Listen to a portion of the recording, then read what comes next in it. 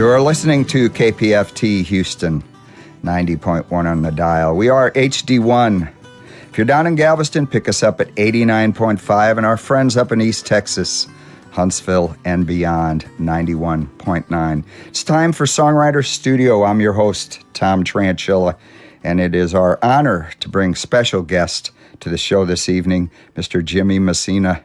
Jim, how you doing? Good evening, everybody. You're coming to Houston. You're coming to Main Street Crossing here just in a couple of weeks. And you were certainly generous enough to spend an hour with us on Songwriter Studio. Big thanks to Phyllis for setting us up, and our mutual friend Merle Briganti for putting the wheels in motion and making sure this happens. So thank you both very much. Yeah, thank you both, too, from this end. Jim, before we get started, could you let the folks know a little bit about, everybody knows Lahaina. It's been all over the news. Terrible disaster over there, and you're working, trying to get the foundation set up and working with them to try to raise money.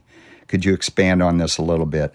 Well, I think you pretty much summarized it, but I mean, Lahaina is a very, heartfelt place for me. I wrote the song having been there. I also later came back after Loggins and Messina, spent a lot of time there, and wrote a song called The Island, which was,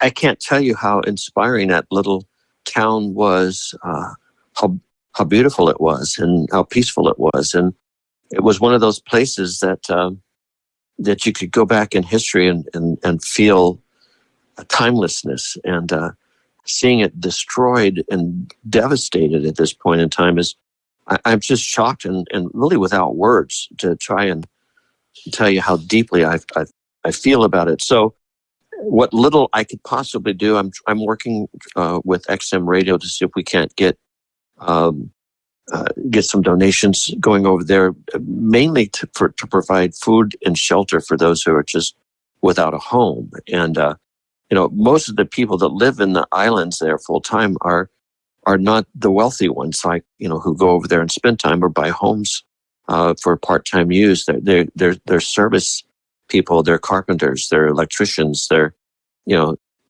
week to week, and many of them rent their homes. So to be without a home and without a job is it's a frightening experience, especially when you've been in a situation where you're devastated by either fire or earthquakes or floods or those kinds of things that just we don't expect. So that's about all I can say at this time. It's heartbreaking. I know the news, you can't turn on the television without footage showing you the devastation. It's horrible. You had a cover of Lahaina, of course, the opening track for Full Sail, which introduced me to the song years ago. And it was covered by, excuse me for mispronouncing, is it Roman Duddy covered the song? Yes, it's Roman Duddy. And they're each members of very famous groups right now. The one group called Sublime and the other one, the Dirty Heads. And these two guys are both the lead singers. And they're such dear friends that they decided to put a little duo together. They kind of remind me of the original Cecilio and Kapono out of Hawaii. They're just fun-loving, happy guys, and they love to do music. And I managed to record that song with them. They wanted to record it and asked me to sit in. So one did a verse, the other one did the second verse, and I did the third verse. And by the time I got the final master on it, I just couldn't figure out who did what because our voices are so similar. I think the video is very cool as well. So let's listen to that track right now. Lahaina, written by, of course, Jimmy Messina on the Full Sail album, but performed by Roman Duddy. Let's listen to that track right now.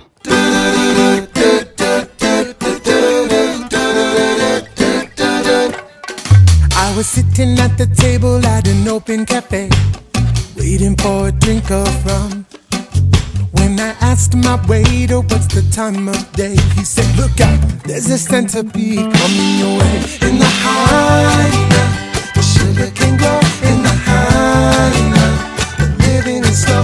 In the Haina, the mangoes are sweet. The centipede girls all over your feet. Well, I was sitting in the water in the morning sun, shaded by a coconut tree. I turn around, it's all I can see. A giant centipede just looking at me. In the hyena, the sugar can grow. In the hyena, the living is slow. In the hyena, mangoes are sweet. The centipede crawls all over your feet.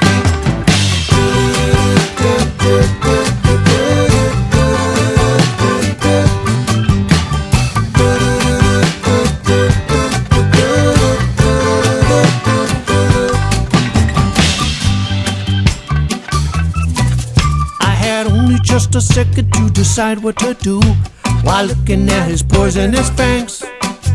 When I said I thought it was a beautiful day, he said, Hey brother, think you pushing my leg? In the hyena, the sugar can grow. In the hyena, the living is slow.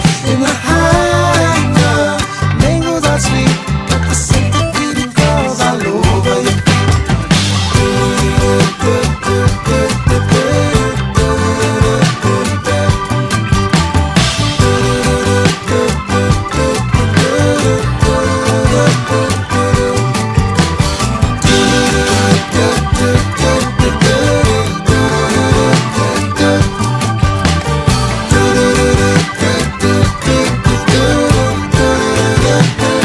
Roman Duddy, Lahaina, with a little help, Jim Messina singing background harmonies.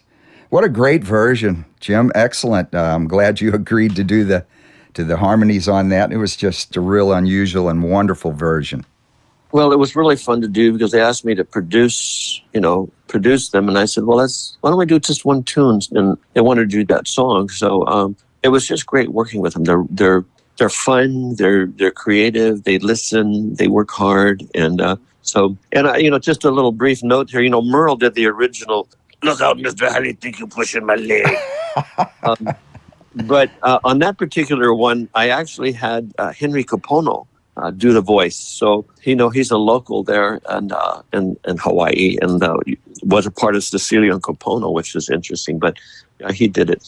But there's nothing to keep anybody who's listening this to the organization over there that I found that are doing pretty much all of the funneling of getting the money to the Salvation Army, to food and everything, shelter is the organization called the Maui Community Foundation, which you can go and just write that and put .com. And on there, they explain what they're doing and how they're doing it and how the money is going. And anyone who wants to make a donation can, or at the very least, take a look and see what they are doing. And perhaps they know somebody who wants to contribute. But anyway, thank you for playing that. I think Roman Duddy's appreciate it. And I hope that the people of Lahaina can benefit from it. Let's hope so. And thoughts and prayers all the way through. It's going to be a long struggle for these folks to get back, if they ever get back to a normal lifestyle.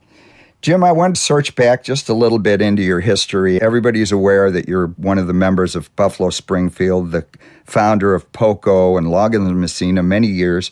But how about Jim Messina and the Jesters? I pulled up that track that actually made it to the, if I can find, I think it was called The Lost Legends of Surf Guitar. Uh-huh. And you did a version of Jester on there that reminded me so much of the Ventures. I'm an old Ventures fan. Do you want to expand on that just a little bit?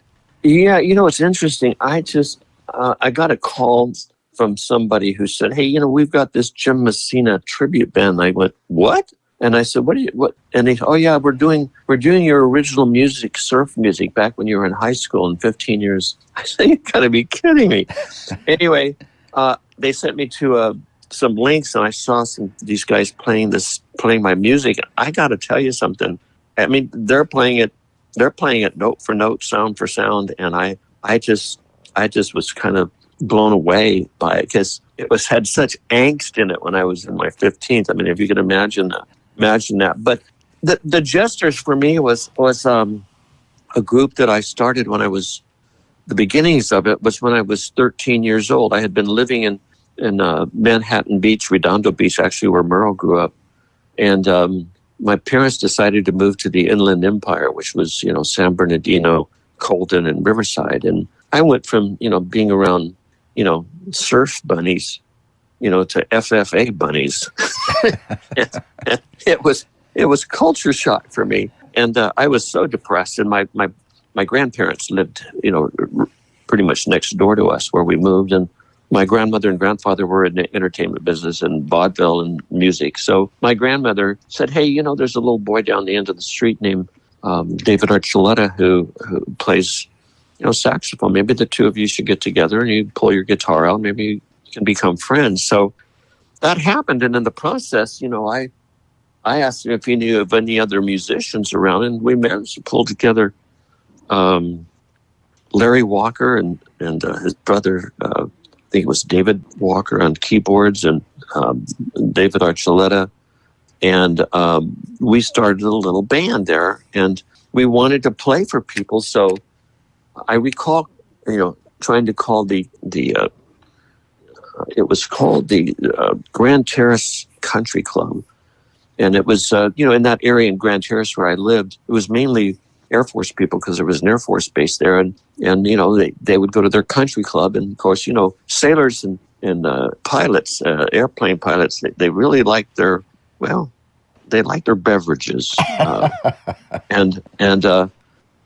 So, I asked them if we could, play there. And they said, no, that wouldn't be good for you. And then about a week later, I get another call, my parents do, and they said somebody from the Grand Terrace Country Club called and wants to talk to you. So I called them back, and they said, we have second thoughts about, maybe you playing, but what we'd like you to do is to play down at the pool house.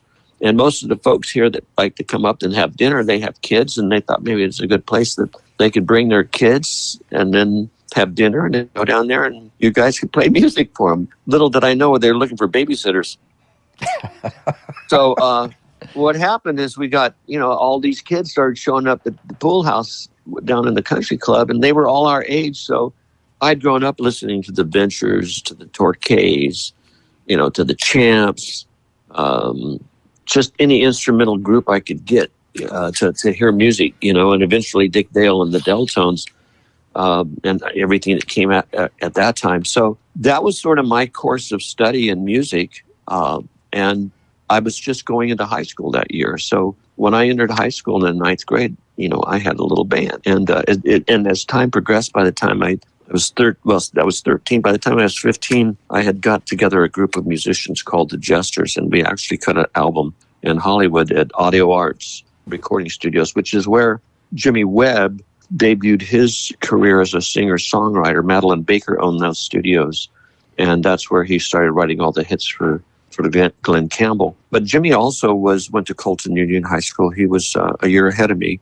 So both of us had made our way to Hollywood. And, eventually that album got listened to by a man named Glenn Edwards, who worked at a radio station called KEZY, stationed in the Disneyland Hotel. Somehow he discovered me and asked me to start working in my senior year as a producer for him. And so I would, on the weekends go down to Hollywood, work at a studio called Emperor Productions. The recording engineer was a guy by the name of Mike Durow. And if you've been in broadcast for any length of time, you will know that he eventually developed the Durow meters, which are so successful and so brilliant in terms of their design. And he was my first engineer as a producer. So that's kind of how my career started in music, making that album, and then eventually having it be heard. And then by 1965, I was producing. And then at the end of 1965, I had graduated and moved to Hollywood. And ended up engineering for the Buffalo Springfield before you came their bass player. That's right. That's exactly right. Well, during that time, I was with Mike Durow after I stopped producing. After I stopped producing at Ibis Records.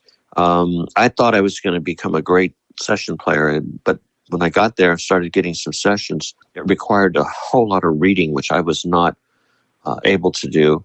And and there were guys like Glenn Campbell playing guitar, and James Burton, Tommy Tedesco, you had Lyle Ritz, and all these incredible players. And I just, at 18 years old, I just could not compete. So I figured I wasn't going to go back to San Bernardino.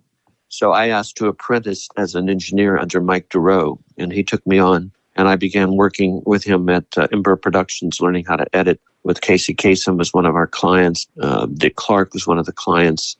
And, swept a lot of floors, swept on a lot of couches, but learned how to build patch bays and edit and learn more about electronics and aligning tape machines. And eventually Michael got me groomed to where I could start doing mastering work and dubbing work on the lathes for Bob Ross Music. And eventually I went to work for Madeline Baker as a recording engineer about a year or two later, which then landed me the job at Sunset Sound. Now, Sunset Sound is where I did artists like Lee Michaels. I did his first record.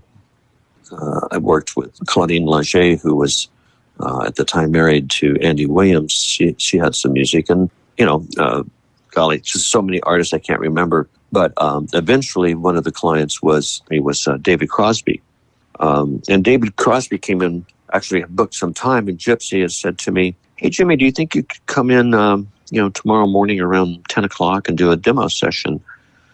And I said, "Yeah, as long as I don't get out too late tonight, So I said, "Who is it?" And she says, "David Crosby's got a demo session booked in here." And I said, "Is he Bing Crosby's son?" And she goes, I don't think so. And I wouldn't ask if I were you. So I said, "Okay." So he shows up, and I ask him what he wants. He says, "Well, I need you to set up a microphone, just one microphone for voice and one for guitar. And I want you to, turn the lights down low." And actually, I said, "Well, I can't turn the lights down low. They're either on or off." And he said, "Well, I've got this lamp that I want you to plug in there." So I said, "What is it?" He said, "Just plug it in." And so I took it over there, and I plugged it in. It had goo in it. Lava lamp, huh? I thought, why would someone put goo in a lamp and fill it with water? So I plugged it in, and eventually it, started to get gooey. And so we went in the control room and dimmed the lights down as much as possible. And this young woman came in, and she did, about 12 songs, 13 songs. And they were very different than anything I'd ever heard before. The lyrics were such that they just created pictures and images of scenes. It was like watching a movie with, So anyway, I got finished doing that, and I asked him, "Who do you want me to put down as a producer?" And he said, "David Crosby." So I wrote David Crosby, and I thought, should I ask him? Is he Bing Crosby's son? I better not. And I said, "Who's the singer?" He was Joni Mitchell. Joni Mitchell. So that was the first time that, first of all, I'd ever heard of Joni Mitchell. She was recording her first demo album. And it's the first time that worked with David, but David went back to Neil and Stephen, who he had, I guess, had sat in with the group at times when Neil was either ill or didn't want to play or whatever. And so they said, he told him, he said, "Hey, listen, there's a young engineer working at Sunset. You may want to give it a try. Did a great job, for me." So eventually, Springfield booked. They got somebody else booked originally that wasn't working, and so they asked if I would work with them, or I should say the management asked if I'd work with them, and so I said sure. And so that's kind of how we started out. I started out engineering their second album, which was the Buffalo Springfield Again, and my first encounter with them was with Neil. I thought Neil was the producer because he's the only one that showed up and had a whole bunch of tapes that they had recorded at Columbia Records. At that time, Lemon had produced some of the stuff, but I also believe their manager, Charlie Green and Brian Stone, had perhaps did some of that stuff or wanted to do some of it. I'm not sure. But it was a whole lot of stuff that was basically unfinished. That was the job at that point in time, was to get those unfinished works up and mixed and do some new material, which we did, and create that album. And it was a lot of work, a lot of fun, but Neil was great to work with. He was very professional. Stephen was the second one I met, who I found him to be impetuous and wanting something immediately, if not sooner. He would show up ready to play and say, "Okay, press record." I said, "Wait a minute, I got to set up mics and get levels and, do those kinds of things." But he was just very creative. He had a groove going on him all the time, and he wanted to get it out, and bless him for wanting to do that. But Richie was the third person I met. Kind of met them individually when they came in for sessions. perhaps because they were working on their stuff. I can't recall, but it turned out to be a really wonderful experience for me in terms of engineering for them because, first of all, I liked their music. And I could recall before I ever met them driving home from sessions. And I remember the first time I heard the song called Bluebird, which I noted the name of it. I thought it was a very, very different and interesting. It had all the elements that I had liked about music growing up, and also before Buffalo, before Sunset Sound, I had built a studio with Mike Durow called Universal Audio down on Vermont and Sunset, and two guys who were from Shreveport, Louisiana, Sonny Jones and Al Jones, had found a man in Texas, of all places, to invest into building the studio. So Mike and I, together, we built the studio electronically, the consoles, and put tape machines and the racks and everything. And when it came time to do some sessions, they brought in their friends to show off their studio. And it turns out that their friends were Joe Osborne, James Burton, Jerry Allison, Keith Allison, Roger Miller, Dorsey Burnett, to mention a few, Foy Willing of the Writers of the Purple Sage. And all of these guys were people that I grew up listening to their music, and most of all liked the way they played. It was part of who I was, because my family on my father's side was into country, Western swing, Bob Wilson, the Texas Playboys, Spade Cooley, all of that Texas swing stuff. And then on the other side of my family, because they were divorced, they were into, more of the stuff like Johnny Cash and Hank Snow and Hank Williams and that stuff. So there was, Earl Scruggs and Flatt and Scruggs. And I had a very diverse input as a child growing up. So hearing the music that was coming out of those speakers with Joe Osborne and James Burton, guys from the Buddy Holly Band, was just super. So then to fast forward, go to work at Sunset Sound, hear the Buffalo Springfield, that record, and then one day walk into the studio, putting together the second album, and suddenly there's Bluebird. And I went, oh my God, these are the guys. And so it was a very creative experience. Was interesting working with people who were kind of creating on the spot. I didn't necessarily like the way the guys recorded. They like to put down drums and a bass and then overdub a guitar and then overdub another guitar. To the whole overdubbing thing, I thought was literally a pain in the ass is what it was. But when they got together and they just recorded songs like Bluebird, where everybody's in the studio, or Rock and Roll Woman, and when they played together was when the music really jibed, and I should say the word jibed, and it was special. And that's where I learned, for me later on in life, that I would prefer when I record that everybody records at one time. Live recordings are always best, agreed. They are the best. They have the magic. And just to move forward for a little moment here, with Loggins and Messina, everything we ever cut was cut live with a vocal. We would overdub our vocals, of course, to get all the big harmonies. But, even Danny's song, we used the original vocal for Kenny singing. But the music always sounded better when, especially the Buffalo Springfield, played together. And that's where the real magic was. If you're just tuning in, Jimmy Messina is our guest on Songwriter Studio, telling some great stories of recording industry back in the 60s. And Merle Briganti had mentioned to me several times that when you were cutting Sitting In, that you rehearsed for 1 solid year before you actually toured and made sure everything was perfect. And, just listening to that with the live in the studio, it all makes sense. Jimmy, you're going to be at the Main Street Crossing next month on the 26th. What a great venue, small venue, excellent listening venue. And Lloyd Daniel, our engineer back here, will be with me and our wives. We're going to come see the show. We'd like to jump into the next track, Mojito Moon. This is a live version on acoustic, and it's a title track of one of your solo records. You want to introduce this song for the listening audience? Yeah, the song, I very seldom write songs about the women in my life, but this particular song, when I met my wife, Michaela, It was started, but it was never finished. And, you know, we used to like to go to the lake and get in the Jeep and put some wine and some food together and watch the sun go down and then cook outdoors. And, you know, and sometimes we would, it would be such a wonderful evening. We'd sit and talk until 1 or 2 in the morning. And at one point in time, I remember we had just enjoyed the evening so much it was morning coming up. And so all of those wonderful memories got put together in that album. And Under a Mojito Moon was what I finally titled it. But yes, it's a fun song, fun album. Let's listen to this track right now. Mojito Moon, Jimmy Messina.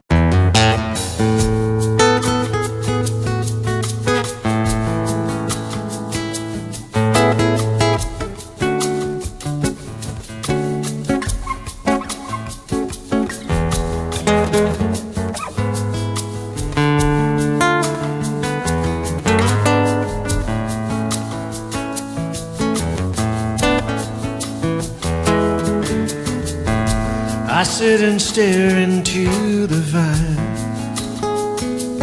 slowly burning.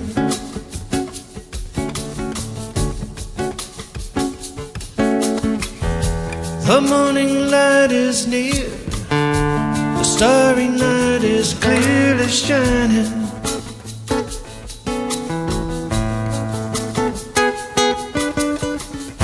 The firelight's dancing on your hair as you lay sleeping. I watch you dreaming. Your smiling eyes reveal exactly how I feel concerning. I love the music that we make and the time we take to get to where we're going. And may this melody I bring inspire you to sing a song to keep us growing. There is a warm and gentle breeze softly blowing.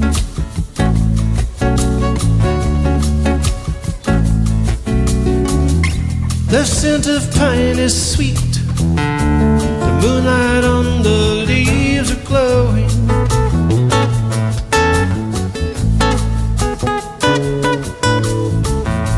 I turn to you as you awake. The night has fallen and daylight's calling. Your open arms reveal exactly how I feel concerning. I love the music that we make and the time we take to get to where we're going. And may this melody I bring inspire you to sing a song to keep us going.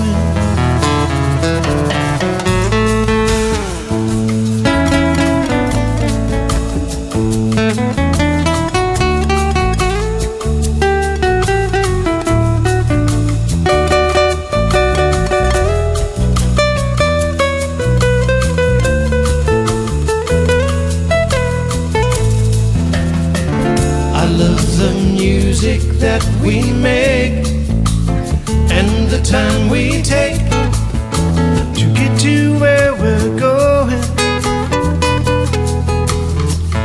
And may this melody I bring inspire you to sing a song to keep us growing.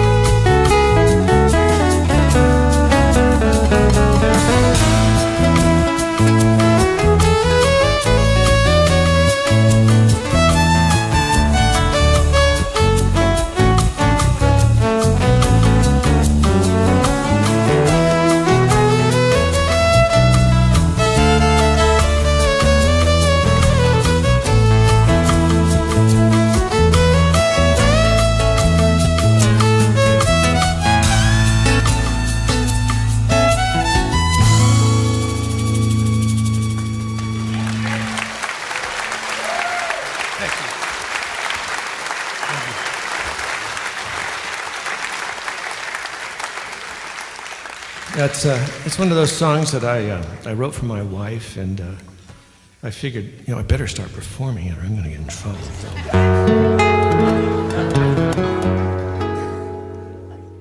The beautiful guitar work and vocals of Jimmy Messina, our guest on Songwriter Studio this evening, and what a beautiful song. I understand you'll be playing that live. And Jimmy, if you would, the next track we've picked out, Better Think Twice, was a big hit for Poco, and you were fortunate enough to bring Rusty Young in, playing pedal steel on this before he passed away. Could you expand on that a little bit? I know you and Rusty went way back. Yeah, Rusty and I, we kind of lost touch after I left in around probably 70, but about the time before I met Candy. And a lot of time had passed, and I asked him to come in one time and join me for, James Burton was doing a benefit in Shreveport, Louisiana for children, and he said, yeah, I'll join you. So we came in and we did You Better Think Twice, and some that we had done, together. And it was sort of it was a reunion of us without having Poco involved, just he and I. And we started communicating more, and over the years, the opportunity had arisen where people were starting to think, well, would you play with Poco? And I said, I've done that. I've been there, done that. But I said, I'm happy to maybe do some shows with Poco. And so we started doing some shows with Poco and myself. And those were really going well. And at one point in time, Rusty said, I'm just getting tired of all this. I'd like to retire, And I said, well, maybe it is time. But, one thing you should really consider is you really have never really done an album of your own, and I think people would love it. And at this point in time, he wasn't even playing steel guitar anymore. He was just playing guitar.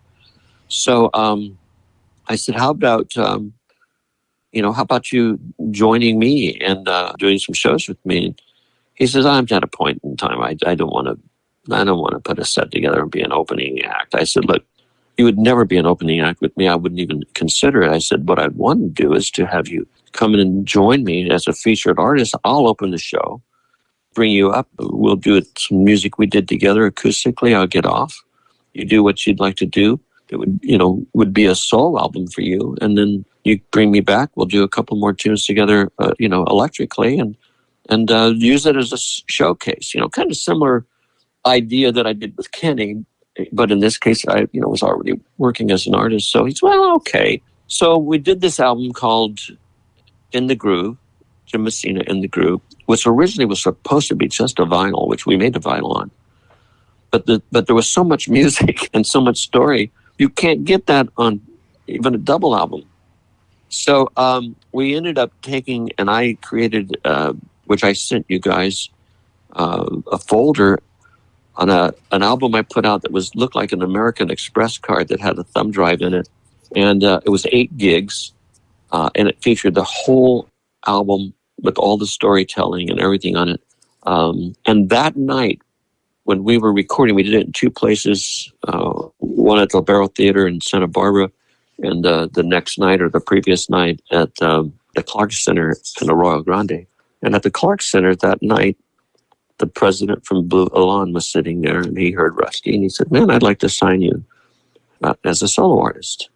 So it turned out to be such a fortuitous situation and really serendipitous in the fact that the thought of doing a solo album was something he wanted to do, but he didn't want to take it. And, he came in on that show as a guest artist. And of course we did songs like, and I think I sent them to, but we did You Better Think Twice, Child's Claim to Fame, Kind Woman.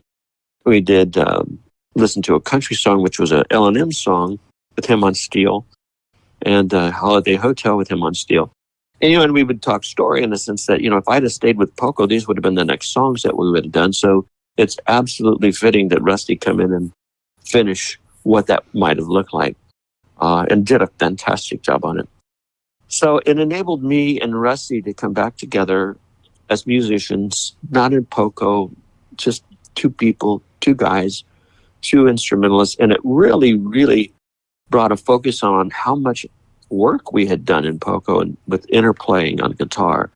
And we went back and listened to some of the Forgotten Trails album where he and I were playing off of each other. And it really warmed our hearts, both of us, to hear the energy that we had put out.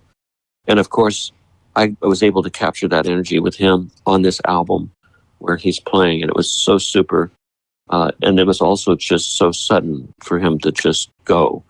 I'm so grateful that I had that moment in time to get him back on his instrument, help him get a solo career, make an album, and do this wonderful album together. I'd like to play those 3 tracks right now. Better Think Twice, Listen to a Country Song, and Holiday Hotel featuring Rusty Young on pedal steel. This is the live version. Let's listen to these tracks right now.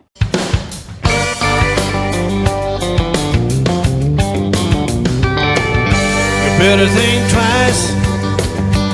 How about leaving me behind? Make up your mind about what you're gonna do. You know it ain't easy when your love hurts night and day. Oh, how you please when I hear you call my name breathlessly. I wait the moment to surround you. Oh, do not fear a song that makes you sing. It'll offer you wings to fly away, but do not expect to land if you can't stay.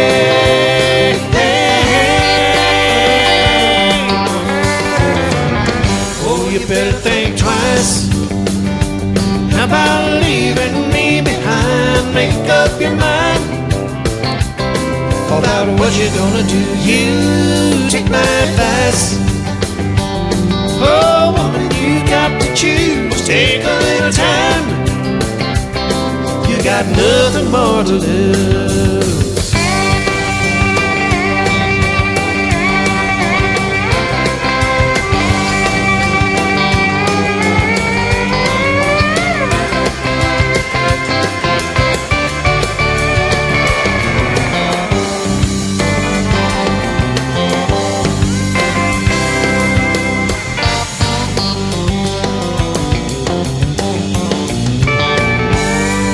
In time, you know my melody will haunt you. Your words can make it rhyme so easily. It ain't no sin, no, when love is real. So come on and let me know just how you feel.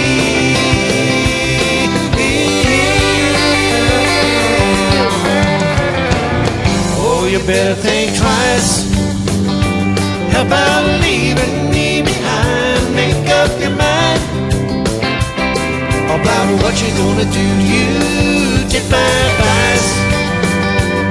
Oh, woman, you got to choose. Take a little time. You got nothing more to lose.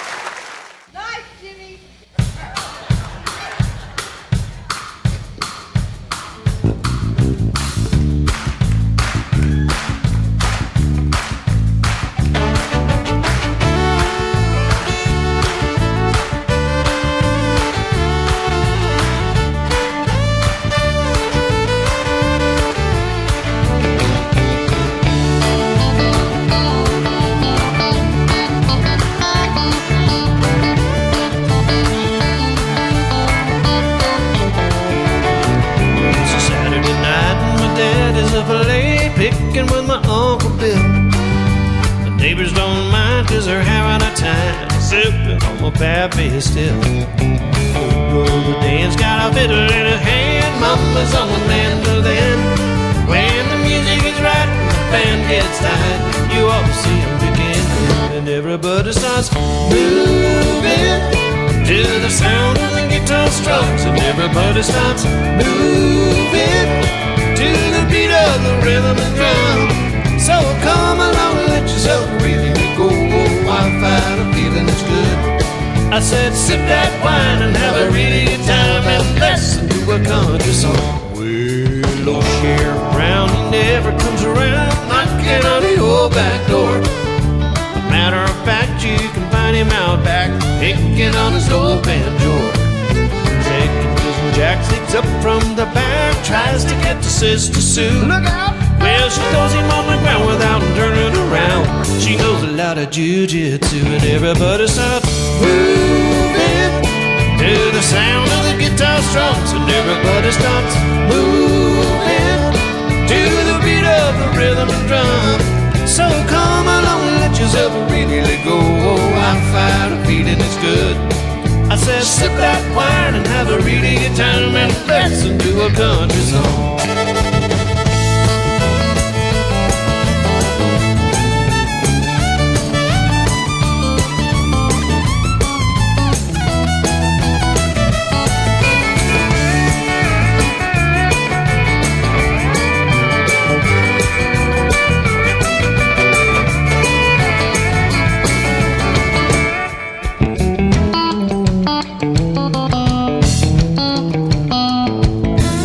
I told my woman that I'd only be gone for a couple of days.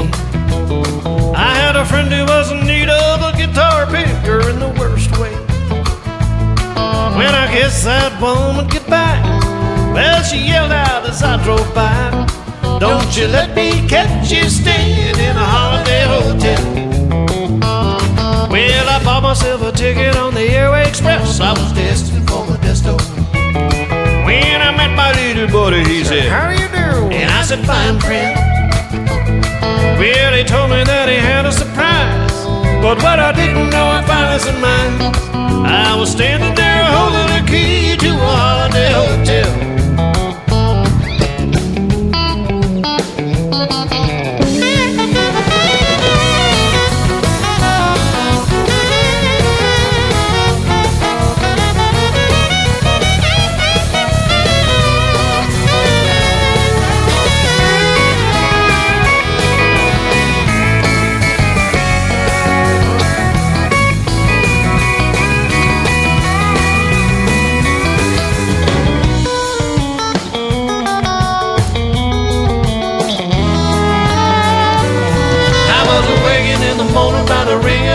It was a hotel operator.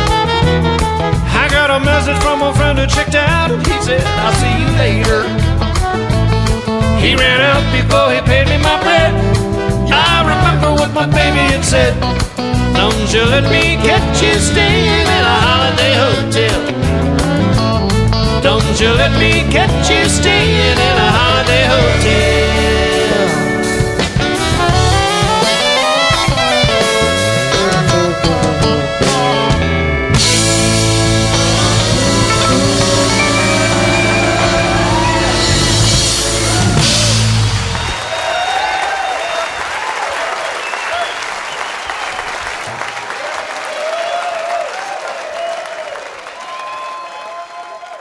That was Better Think Twice, old Poco tune featuring Rusty Young, along with Listen to a Country Song from the Sittin' In album and Holiday Hotel from Loggins and Messina's self-titled album. By the way, Jim, you co-wrote this with Al Garth, one of your old bandmates that stuck with you on and off for many years. Yeah, I was trying to figure out some way to get Al involved. Such a great player. And so I started both of these songs and just brought them to him and let him kind of give me some thoughts here and there. And he came up with some really good ideas. And so I incorporated them into the music. Al Garth, such a talented musician, did such great solos, especially on Angry Eyes. I mean, his solo on it was very inspiring. In fact, this the Angry Eyes version, which you'll probably play off the live album, Stevie Nieves did such a great job. He certainly listened to what Al did and brought some of the wonderful things that he did, and of course, made it his own. But again, it was very inspiring solo. Yes, Al, what a great player. Let's listen to the live Angry Eyes right now, featuring Stevie Nieves on sax. Thank you.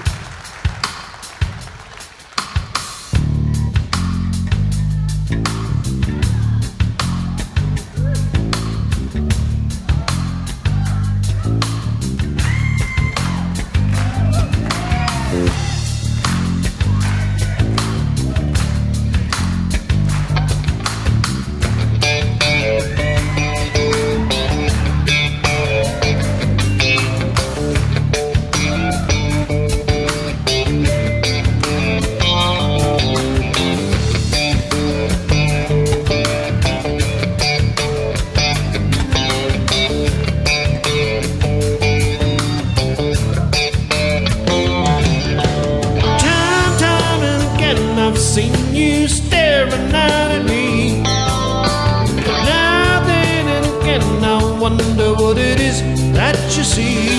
With those angry eyes, well I bet you wish you could cut me down with those angry eyes. You want to believe that I am not the same as you, but I can't conceive, oh Lord, what it is you're trying to do with those angry eyes.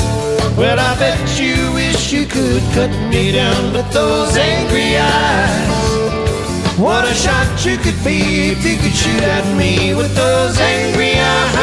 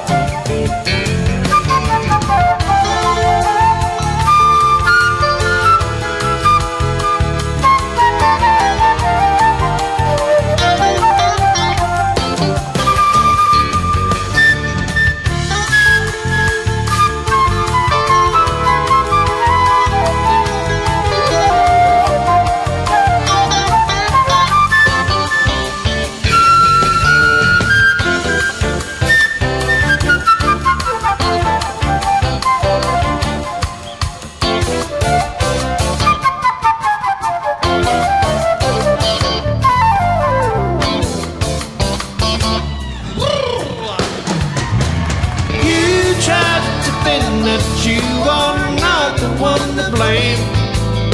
But I'm finding it hard, my friend, when I'm in the deadly aim of those angry eyes. Well, I bet you wish you could cut me down with those angry eyes. What a shot you could be if you could shoot at me with those angry eyes. You and I must start to realize that blindness binds us together in a false disguise. Can you see me through those angry eyes?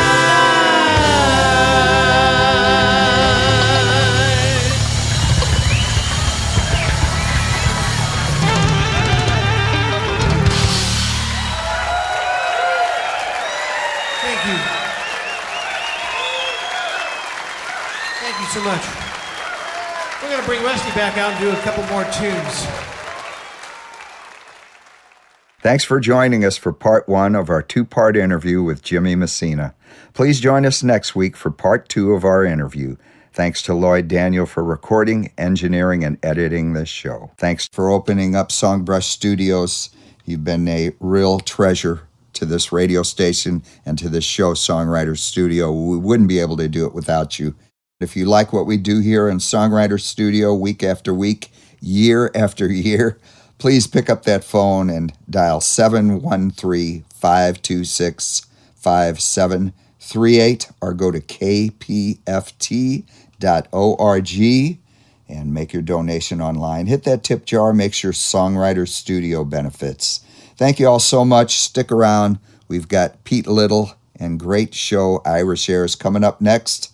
And don't forget, we will see you next week. Thanks again for tuning in.